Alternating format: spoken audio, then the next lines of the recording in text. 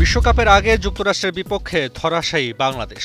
শুধু হারই নয়, ম্যাচের পর লজ্জাজনক এক পরিসংখ্যানের সামনে বাংলাদেশের ক্রিকেটে একেবারেই তরুণ যুক্তরাষ্ট্র।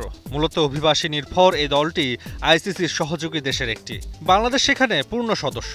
তাদের বিপক্ষে বিশ্বকাপের আগে সিরিজ হার মনে করিয়ে দেয় অতীতের কিছু ঘটনা। সহযোগী দেশ হিসেবে বাংলাদেশকে হারানো পঞ্চম দল যুক্তরাষ্ট্র। এর আগে আয়ারল্যান্ড, স্কটল্যান্ড, হংকং ও নেদারল্যান্ডসের বিপক্ষে হারের তিক্ত অভিজ্ঞতা রয়েছে টাইগার বাহিনীর। 2009 টি-20 বিশ্বকাপে আয়ারল্যান্ড প্রথমবার হারায় বাংলাদেশকে। এখন তারা আইসিসির পূর্ণ সদস্য। আর স্কটিশদের বিপক্ষে দুবার খেলেও জিততে পারেনি বাংলাদেশ।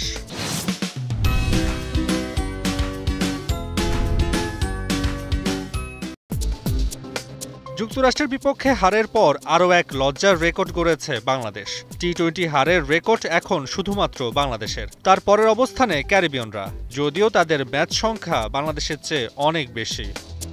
অন্যদিকে 100 ম্যাচ খেলা দলের হারের পরিসংখ্যানেও বাংলাদেশের অবস্থান 2 নম্বরে। সামনে কেবল জিম্বাবুয়ে। টাইগারদের টি-20 অধ্যায়ে 168 ম্যাচ খেলার মধ্যে 33টি খেলেছে বিশ্বকাপে। তার মধ্যে জয় মাত্র 7 ম্যাচে।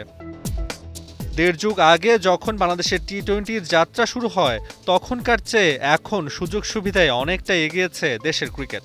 এমনকি শুরুর সময়ে যেখানে ম্যাচ ফি ছিল মাত্র 25,000 টাকা, তা বেড়ে এখন হয়েছে 2 লাখ। কিন্তু পারফরমেন্সের মান কি বাড়ছে?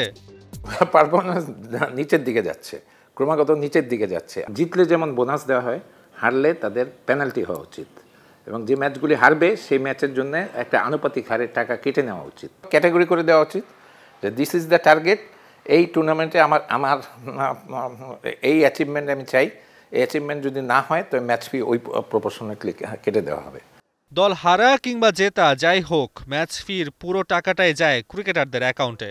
তাই একাদশে খেলা সবাইকে এক ম্যাচে 22 লাখ টাকা দেয় বিসিবি। এছাড়া আবাসন, খাবার, যাতায়াত মিলে ক্রিকেটারদের পেছনে প্রতিদিনই ব্যয় হয় লাখ লাখ টাকা।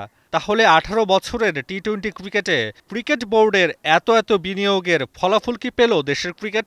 বাংলাদেশের 3 জন ক্রিকেটার আছেন যারা কোটির ঘরে শুধু বেতন পায় ক্রিকেট বোর্ড থেকে। বছরে 3 ধরনের ক্রিকেটে অ্যাভেলেবল থাকে, 3 ফরম্যাটের।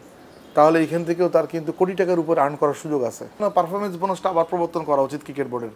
তাহলে কিন্তু অনেকেই আপনি পারফরমেন্স বোনাসের দিক তাকিয়ে কিন্তু নিজের স্কিলটা শো করতে পারে। বিশ্লেষকরা বলছেন, ম্যাচ জিতলে যেরকম বোনাসের ব্যবস্থা করে বিসিবি, তেমনি ম্যাচ ভেদে হারের জন্য থাকা দরকার জরিমানার ব্যবস্থা। এছাড়া জবাবদিহিতার পরিবেশ তৈরিরও তাগিদ দেন বিশ্লেষকরা।